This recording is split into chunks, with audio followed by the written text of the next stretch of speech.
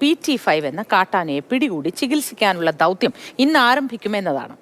ആനയെ veterinary surgeon Arun സക്രയുടെ നേതൃത്വത്തിലുള്ള സംഘമായിരിക്കും മയക്കുവെടി വയ്ക്കുക. ആനയുടെ കാഴ്ചക്കുറവ് പരിഹരിക്കുന്നതിനാണ് വനം വകുപ്പ് മയക്കുവെടി വച്ച് ചികിത്സ നൽകുന്നത്. ഗോകുൽ VS ഉണ്ട് വിശദവിവരങ്ങളുമായി. ഗോകുൽ, ആന നിലവിൽ ഏത് സ്ഥലത്താണുള്ളത്? എങ്ങനെയാണ് മയക്കുവെടി വെക്കാനുള്ള ദൗത്യം പദ്ധതിയിട്ടിരിക്കുന്നത്? വിശദവിവരങ്ങൾ എന്താണ് ഗോകുൽ?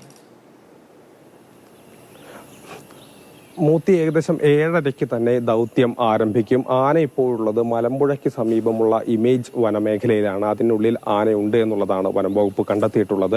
ഏകദേശം 7:30 തന്നെ ദൗത്യ സംഘം ഇവിടെ നിന്ന് പുറപ്പെടും. അതിനുശേഷം ആനയെ ലൊക്കേറ്റ് ചെയ്ത ഭാഗത്തേക്ക് എത്തും. അവിടെ വെച്ച് മയക്കുവെടി അടക്കമുള്ള നടപടികൾ ഉണ്ടാകും. അത് ആനയുടെ ആരോഗ്യം കൂടി അവിടെ എത്തി ഡോക്ടർ അരുൺ സക്രി നേരിട്ടെത്തി വിലയിരുത്തിയ ശേഷമായിരിക്കും മയക്കുവെടി വയ്ക്കുക.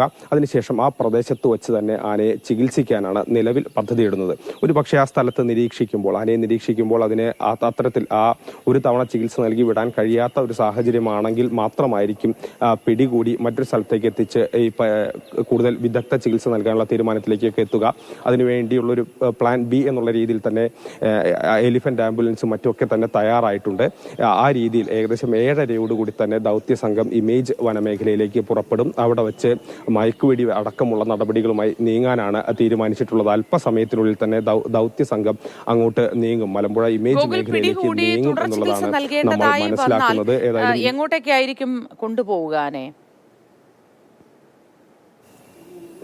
അങ്ങനെ വരികയാണെങ്കിൽ ധോണി ബേസ് ക്യാമ്പിലേക്കായിരിക്കും കൊണ്ടുപോകുക. പക്ഷെ അതൊരു വളരെ കുറവുള്ള ഒരു സാധ്യത മാത്രമാണ്. കാരണം നിലവിൽ ഇപ്പോൾ വനം വകുപ്പ് അതിനനുകൂലമായ ഉത്തരവുകൾ ഉണ്ടെങ്കിലും അതൊരു പക്ഷേ ഇന്ന് ഒരു പക്ഷേ പരിഗണിക്കാനുള്ള സാധ്യത കുറവാണ്. കാരണം അതിന് പല പ്രായോഗിക പ്രശ്നങ്ങളും കാര്യങ്ങളുമുണ്ട്. അതുമാത്രവുമല്ല, ആനയ്ക്ക് ഒരു പക്ഷേ ആന തീറ്റ എടുക്കുന്നുണ്ട്, മറ്റാരോഗ്യ പ്രശ്നങ്ങളില്ല. അതുകൊണ്ട് തന്നെ ആ രീതിയിലേക്കൊക്കെ പോകാനുള്ള ഒരു സാധ്യത കുറവാണ്. നിലവിൽ ആന ആരോഗ്യവാനാണ്. അതുകൊണ്ട് തന്നെ മയക്കുവെടി വെച്ച് അവിടെ വെച്ച് തന്നെ ചികിത്സ നൽകി ആനയെ വിടാനുള്ള സാധ്യതയാണ് നിലനിൽക്കുന്നത്.